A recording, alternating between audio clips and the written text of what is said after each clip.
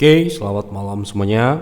Ini FTK edisi 29 Februari 2024. Malam ini seperti biasa akan berikan update market ISG dan juga membahas saham-saham yang masuk, ide-ide dari Bapak Ibu semua di kolom komentar FTK edisi kemarin 28 Februari.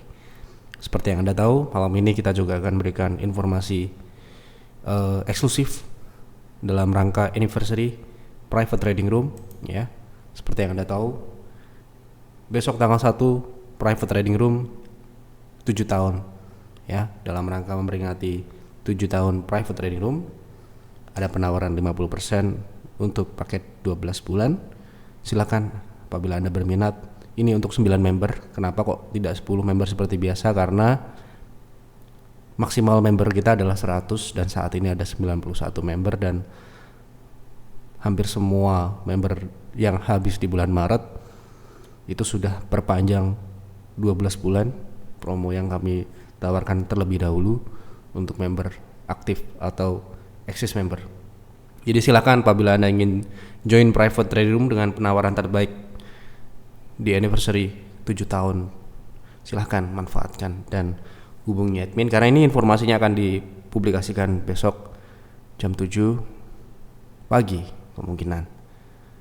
Jadi yang menonton ini yang tahu lebih dulu, dan juga yang sudah masuk waiting list ya, ada sekitar 10 lebih dari 10 waiting list ya. Siapa yang cepat dia yang dapat. Yang jelas ini informasi eksklusif yang belum kami publikasikan di sosial media. Jadi silahkan apabila Anda ingin bergabung dengan private trading room, silahkan manfaatkan promo diskon 50% untuk paket 12 bulan.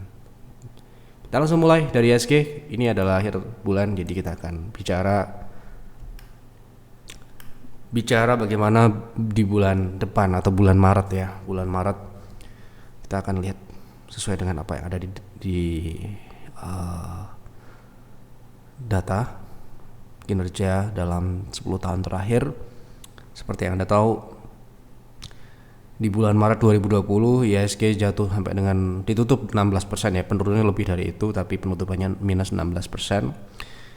Itu adalah lanjutan penurunan 8% setelah di bulan Februari, dan Maret relatif turun cukup signifikan, dan itu membuat kinerja ISG selama 10 tahun terakhir ini menjadi minus 6,19%.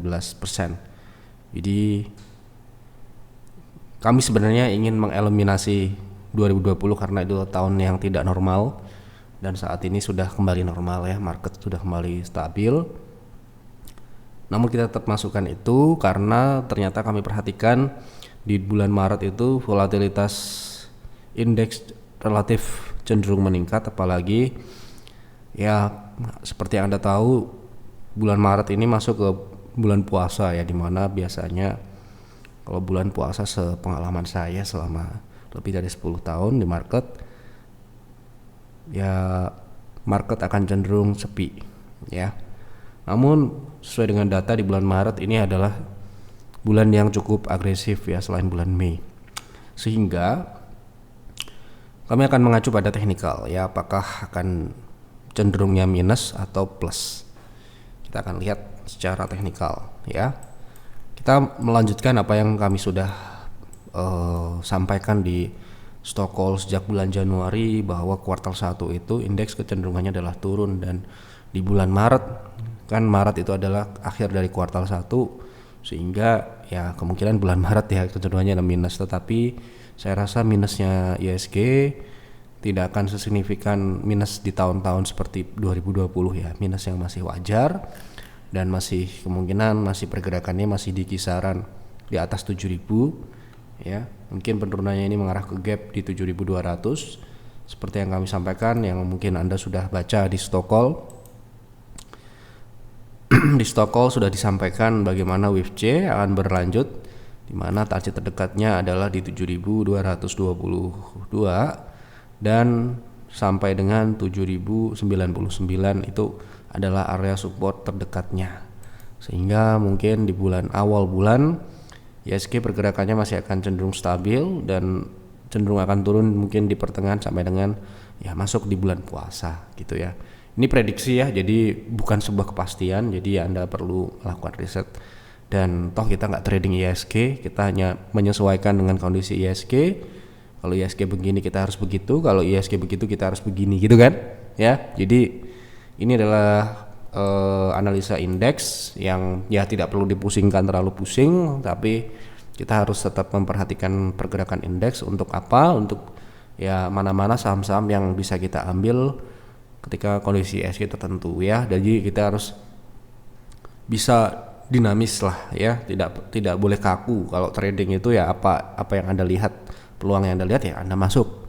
Tapi kalau kita sebagai investor itu akan hal yang berbeda, karena kita mengacu pada jangka panjang ya. Jadi sekali lagi, strategi trading dan investasi itu sangat berbeda. Tapi kalau untuk trading sejauh ini saya lihat PTR lebih fokus di saham-saham yang cenderung ke small caps ya. Jadi small caps, middle cap seperti KIN atau saham-saham seperti ya saham-saham relatif mid atau small caps, nggak menyentuh saham-saham blue chip ya. Jadi ya itu adalah pengaruh dari market, karena sistem kami otomatis ketika market seperti ini kondisinya, mereka akan mengeluarkan saham-saham apa yang bisa diperhatikan dan ditradingkan gitu ya. Jadi mereka pun juga manut dengan apa yang disediakan oleh sistem gitu ya. Oke, kita lanjut ke pembahasan saham yang pertama. Izin tanya teknikal saham Clio, berapa targetnya? Oke. Clio ini kalau nggak salah ini masuk stock call ya, stock call belum lama lah. Kita coba cek dulu, karena saya juga nggak hafal, tapi saya ingat Clio itu masuk stock call beberapa minggu terakhir ini. Nah ini ya, kalau Anda member PTR tahu ya. Jadi terakhir kita beli Clio di 670, kemudian ini masuk stock call di Januari yang lalu. Ya, kita coba buka stock call-nya untuk mengetahui targetnya apakah sudah tercapai atau belum. Kalau belum berarti ya itulah targetnya ya kan. Oke, ini ya, jadi seperti ini. Jadi target untuk Clio secara bisa dikatakan target terdekatnya di 755. Sekarang ini sudah di 730, sekarang ini sudah tercapai.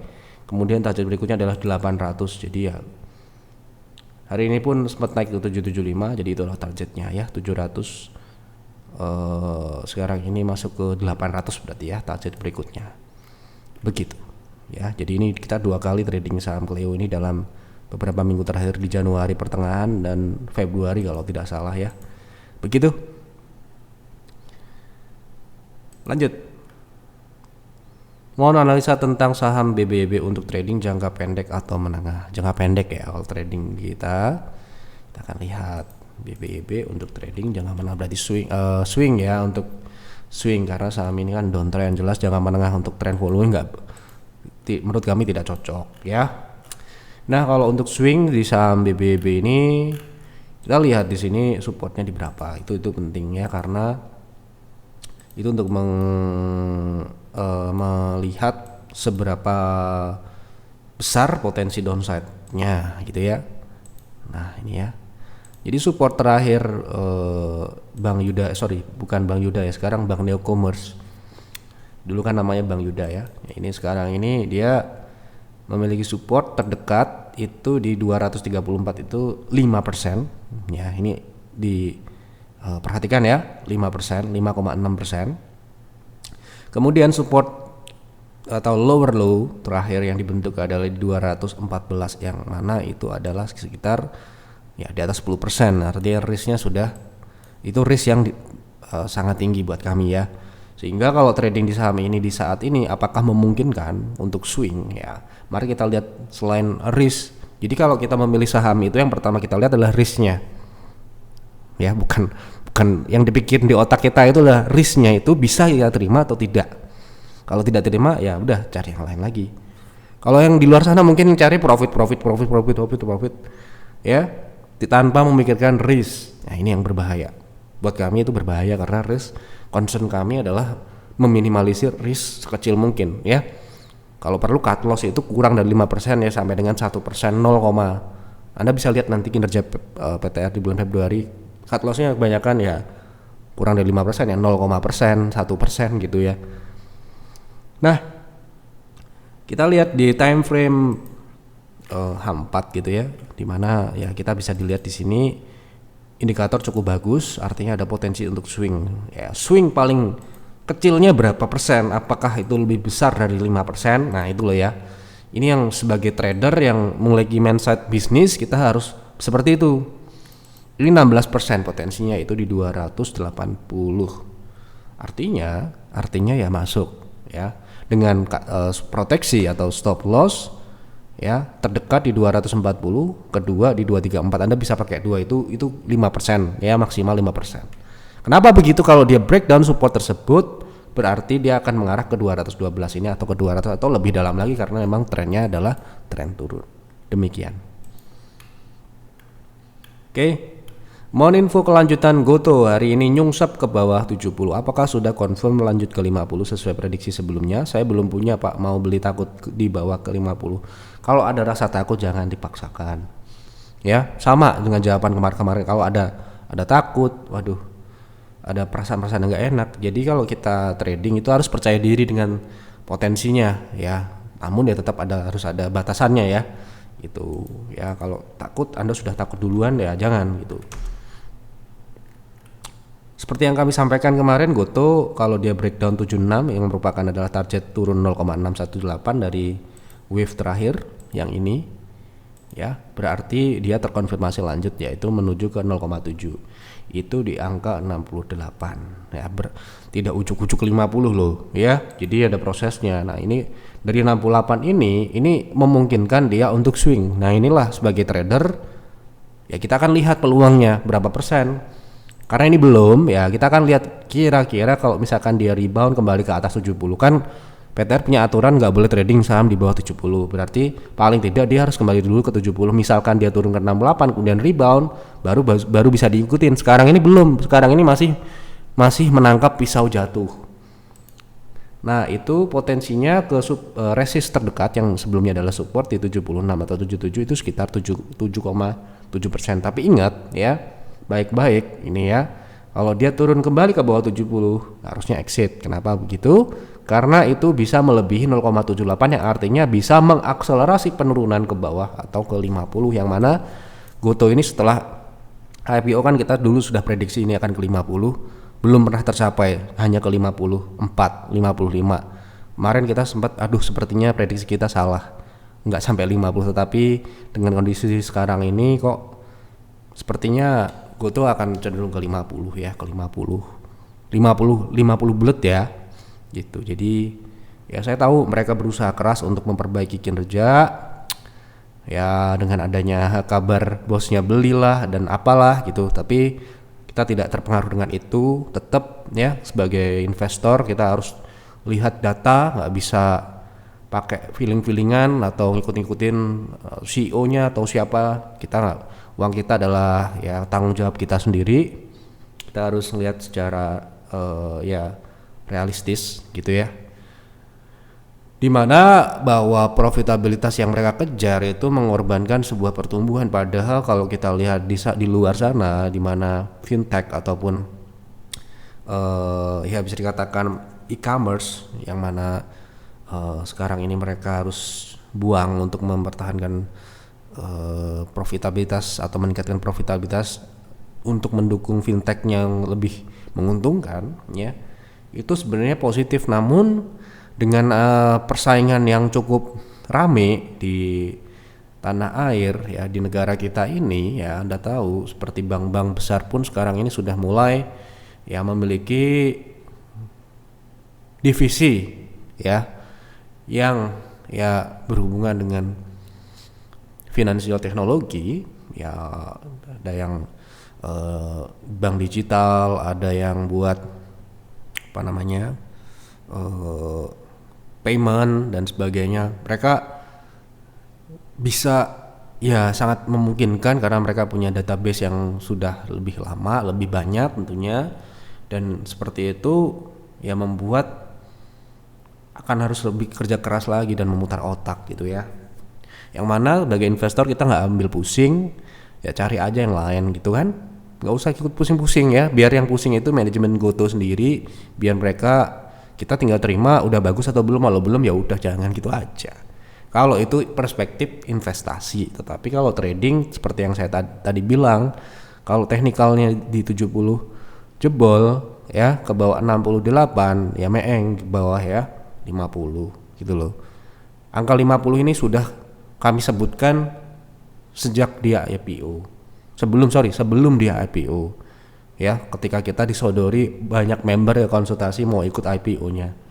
Ya sudah bilang kami tidak bisa merekomendasikan saham yang baru akan IPO karena ya datanya nggak bisa kita pertanggungjawabkan karena datanya ya masih sedikit, dan sistem kita ini kan sistemnya ya harus lengkap. Kalau nggak lengkap ya nggak bisa kita baca gitu. Kalau kita nggak bisa baca, kita nggak mau feelingmologi gitu ya. Nah seperti itulah, dulu banyak orang kecewa ya nggak bisa merekomendasikan GoTo. Ya seperti itulah, kami punya kelemahan, kita nggak bisa trading ataupun investasi di saham IPO. Ya menurut kami ya sampai dengan pengalaman kami 10 tahun lebih, saya ya itu masih masuk ke kecenderungan ke spekulatif, dan spekulatif itu ya kami hindari ya. Yang sudah hampir mendekati pasti aja kita bisa gagal, apalagi yang spekulasi ya. Demikian kira-kira. Tolong bahas saham SMIL untuk jangka menengah panjang, best price di harga berapa?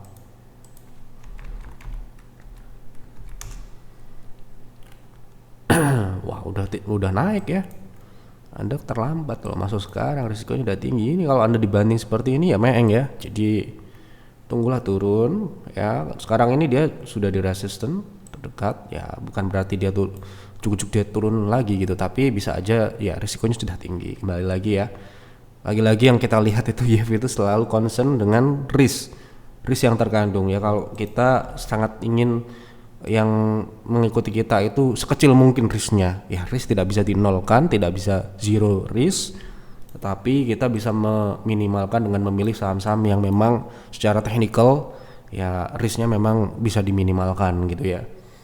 Ya terdekat ini nggak bicara best price karena dia belum membentuk wave turun. Kalau dia sudah membentuk wave turun, kita bisa tarik Fibo mencari 0,618 untuk ya 0,3 bisa, 0,618 bisa, itu tergantung ya. Penggunaan itu sebenarnya tergantung, tidak sesuatu yang pasti.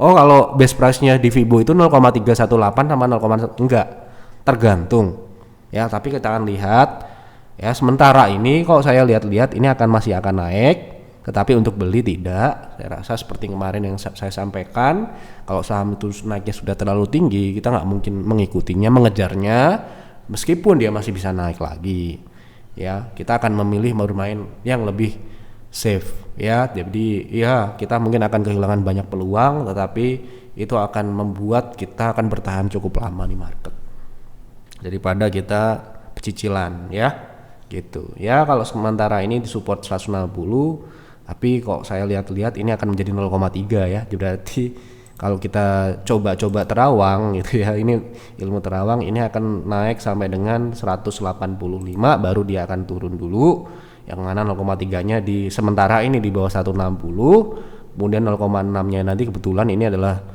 support baseline terakhir yang dia cukup stabil ya di 140 gitu, 160 140 itu kira-kira areanya. Sekarang ini harga di 173, yang mana risknya ya tentu saja sudah sangat tinggi gitu ya, sekitar 9%, yang mana ya seperti Anda tahu, saya ulang-ulang lagi, kita nggak mungkin ngambil risiko di atas 5%. Oke, seperti itu yang dapat kami sampaikan, karena sudah semua saya jawab, semoga sudah saya jawab semua, tidak ada yang terlewat ya. Mohon maaf ya, malam-malam seperti ini kadang ada yang kelewat.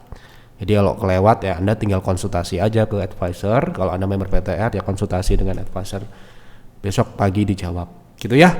Terima kasih sekali lagi, ini adalah promo besok pagi, jadi Anda mendapatkan informasi terlebih dahulu jika Anda nonton Jeff Talk malam ini. Jadi silakan Anda manfaatkan untuk yang memang membutuhkan dan mampu. Jadi tidak perlu dipaksakan, tidak perlu ya, kalau misalkan Anda nggak ada dana buat membership ya nggak perlu membership lah.